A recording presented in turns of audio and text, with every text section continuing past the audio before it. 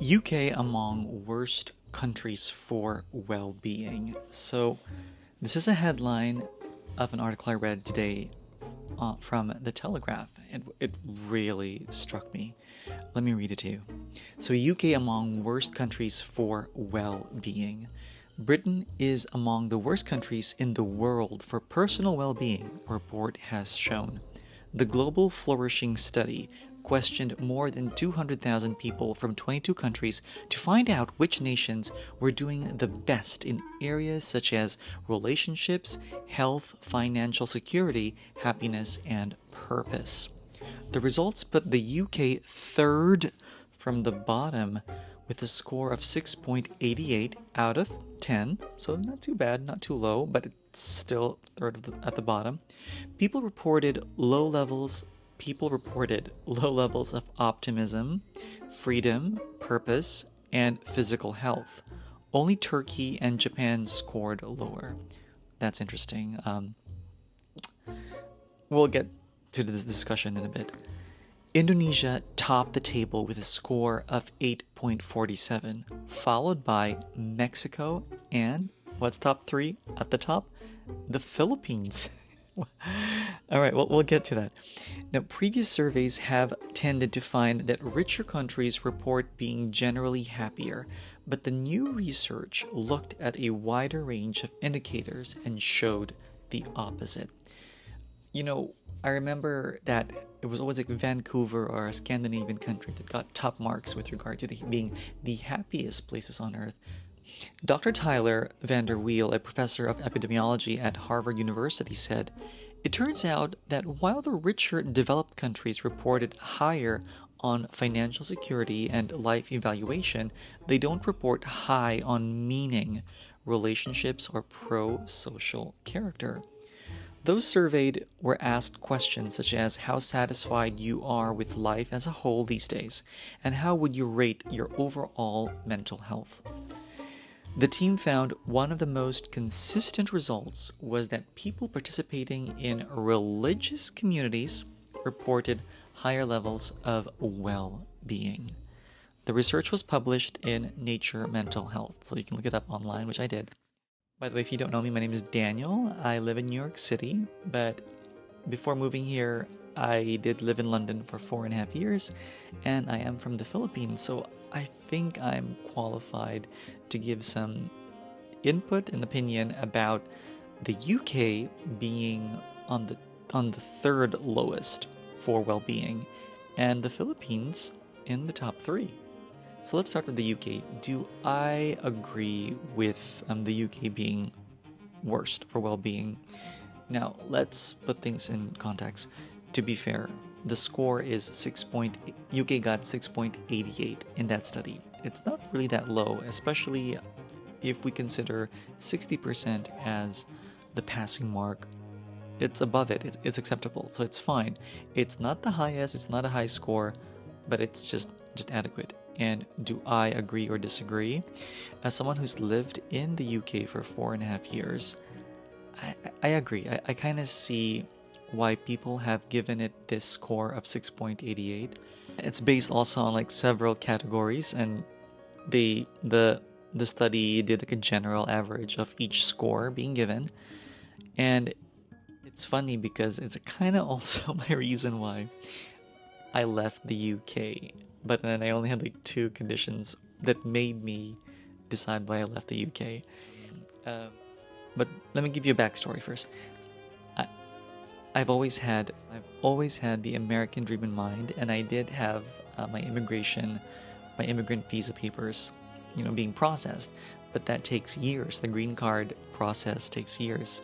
And I thought to myself, while waiting for my green card to come through, I might as well go to London and work there and enjoy myself, especially since it's easy and quick for me to get a working visa in London. When I moved in London, of course, the idea was always that this is temporary, it's not forever.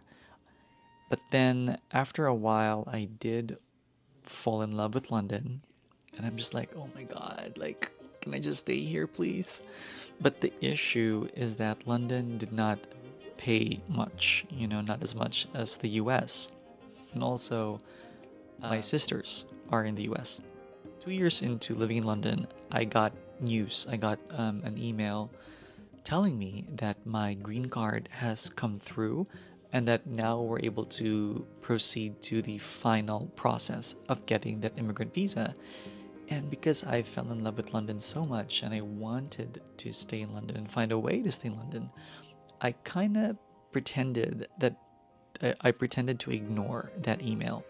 And I prayed to God and I asked God, Lord, if I'm meant to be in London, please, I have got two conditions, but at least one of them, please, should be fulfilled if you want me, Lord, to live here in London instead of the US. And okay, so one condition was that I find true love or a serious relationship that would end in marriage, or number two, I would find great fortune, like $1 million, which or a lot of money, or I'd win the lottery. But then I brought that goal down to at least I would find a job that would be equal to or close to the pay as in the US.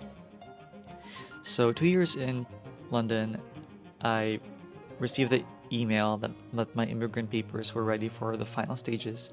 I ignored it and I gave it another 2 years in the UK. And in that 2 years, I did get into a relationship, but it didn't work out, sadly. And I did find a job that paid almost as good as the US, like really good money. But then, no matter how hard I tried, it didn't work out too. Like it really flopped. And both the relationship and that job kind of folded at the same time. And I just felt like, you know what, this is a strong message from the universe. I'll take your cue, God. I will move on. And so I did.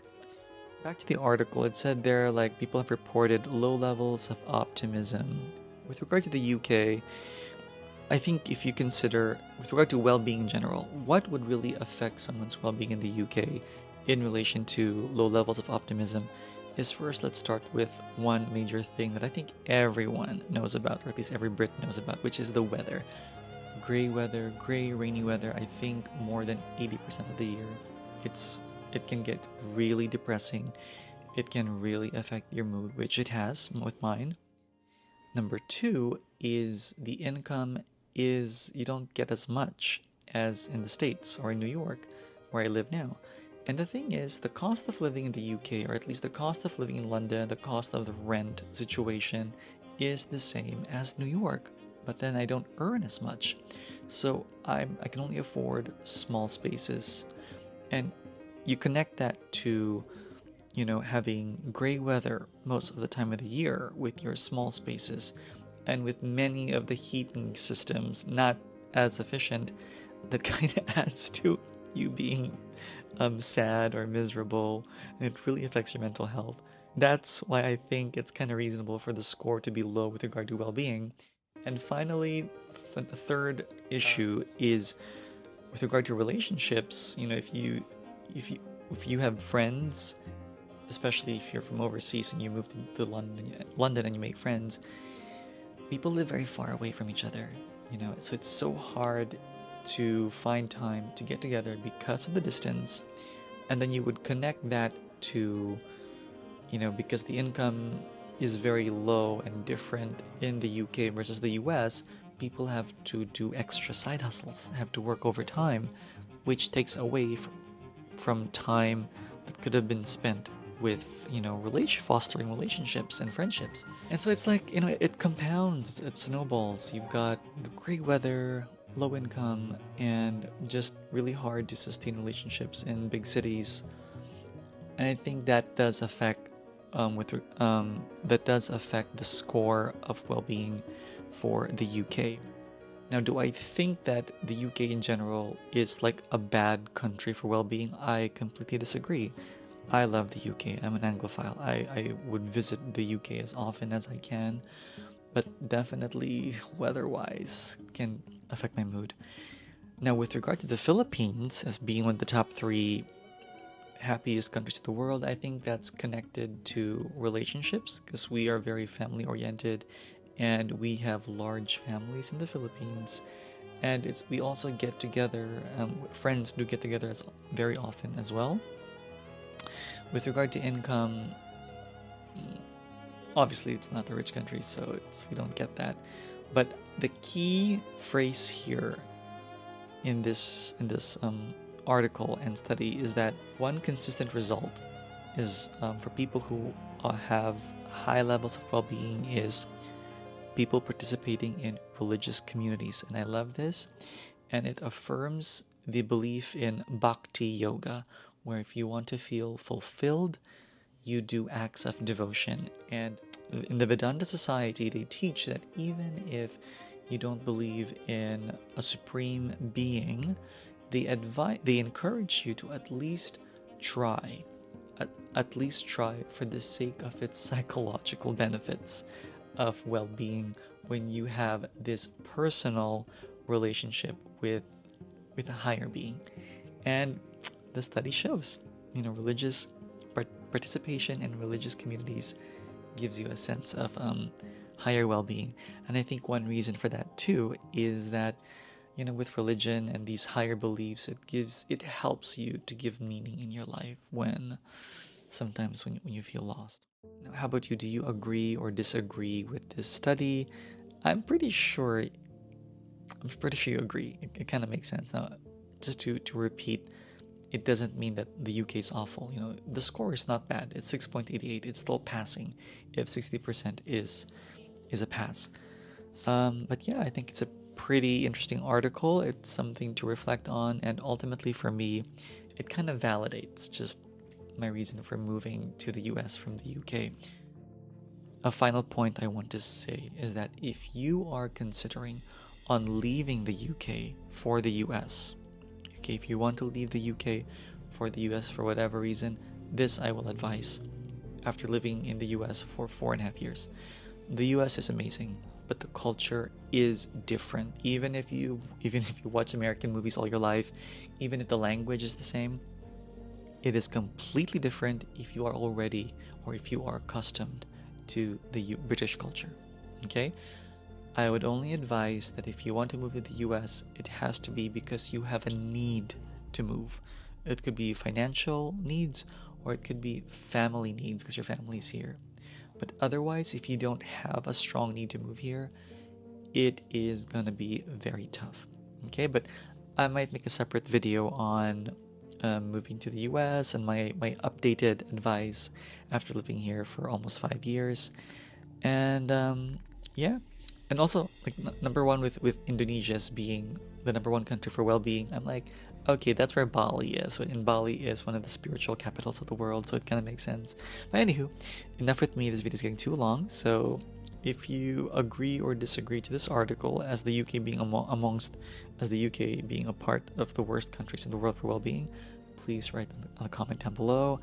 And if you want more content of the UK, or if you're an Anglophile and you want to be a part of my Anglo fans community, please like and subscribe, and I'll see you guys next time.